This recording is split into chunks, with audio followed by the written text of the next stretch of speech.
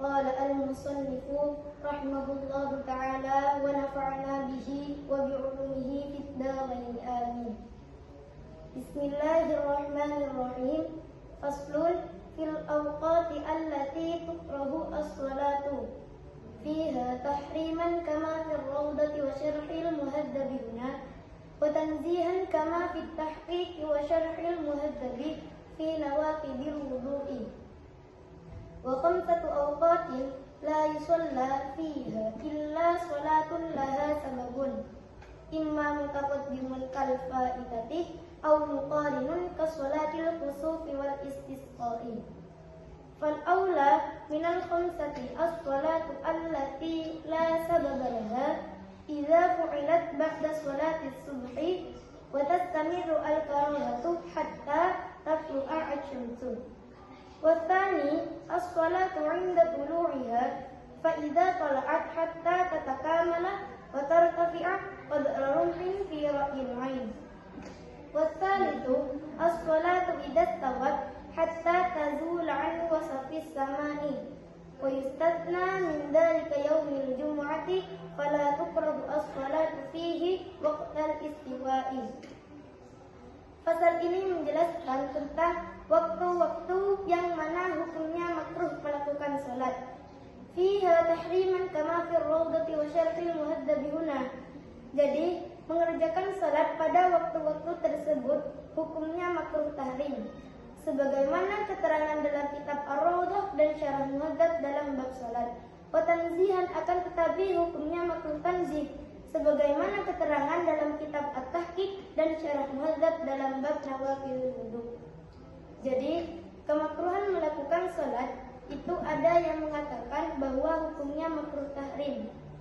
Makruh tahrim ialah suatu perbuatan yang bila dilakukan mendapatkan dosa, bila ditinggalkan mendapatkan pahala.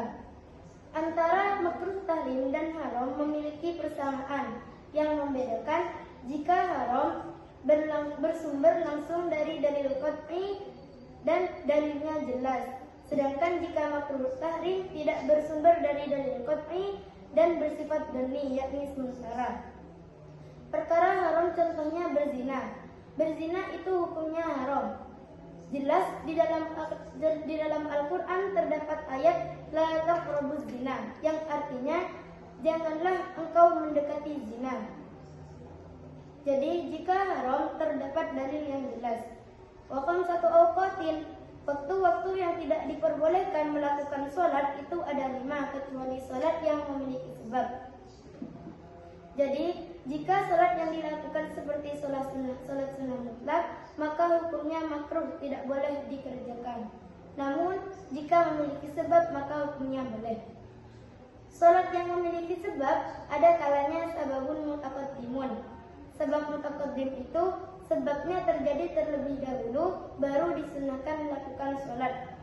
Contohnya kalfaitati, seperti mengkodok sholat atau melakukan sholat tahiyatul masjid. Jadi sebab mutaqaddim itu setelah terjadinya suatu perkara disunnahkan melakukan sholat. Ada juga sebab muqarin. Sebab muqarin itu sebabnya terjadi bersamaan dengan kesunahan melakukan sholat, seperti sholat gerhana matahari. Saat terjadi gerhana matahari, seseorang disunnahkan melakukan sholat gerhana matahari. Namun jika gerhana matahari telah hilang, maka kesunahan melakukan sholat juga hilang. Ada kalanya sebabun mutaakhirun. Sebab mutaakhir itu sebabnya berada di akhir, sehingga seseorang disunnahkan melakukan sholat sunnah terlebih dahulu.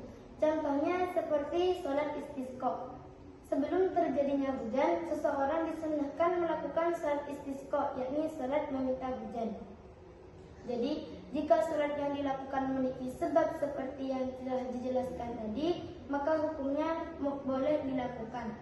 Namun, jika tidak memiliki sebab, maka tidak boleh dilakukan, yakni hukumnya makruh. Yang pertama, idza fu'ilat ba'da sholati subhi, ketika melakukan sholat di waktu setelah melakukan sholat subuh sampai hatta tatwa, sampai terbitnya matahari. Jadi, waktu yang dimakruhkan dimulai dari selesai sholat subuh sampai terbitnya matahari. Saat saat matahari terbit, apakah waktunya sudah tidak dimakruhkan lagi? Jawabannya tidak, karena berada di pembahasan selanjutnya, yakni wasani as-sholatu 'inda tulu'iha. Seseorang makruh melakukan salat pada waktu terbitnya matahari hatta tatakamalah, sampai matahari terbit sempurna dan matahari naik sekitar 1 tombak dengan penglihatan kasat mata. Jadi, makruh seseorang melakukan salat dimulai dari setelah salat subuh sampai matahari terbit sempurna dan naik sekitar 1 tombak. Itu yang ketiga, makruh melakukan salat pada waktu istiwa hatta tazula, sampai tergelincirnya matahari. Yang dimaksud waktu istiwa ketika matahari tepat berada di tengah-tengah langit, lurus berada di atas kepala.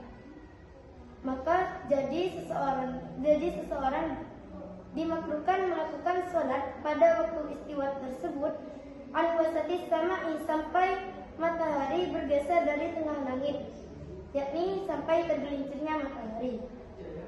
Akan tetapi kemakruhan melakukan salat tersebut dikecualikan pada hari Jumat, sebab hari Jumat merupakan sayyidul ayyam, yaitu hari yang penuh keistimewaan dan keberkahan, sehingga seseorang diperbolehkan dan hukumnya tidak makruh melakukan salat pada hari Jumat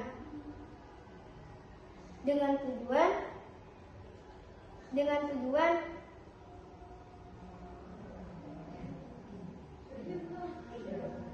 tujuan supaya umat Islam bisa memperbanyak ibadah pada hari Jumat di waktu istiwa.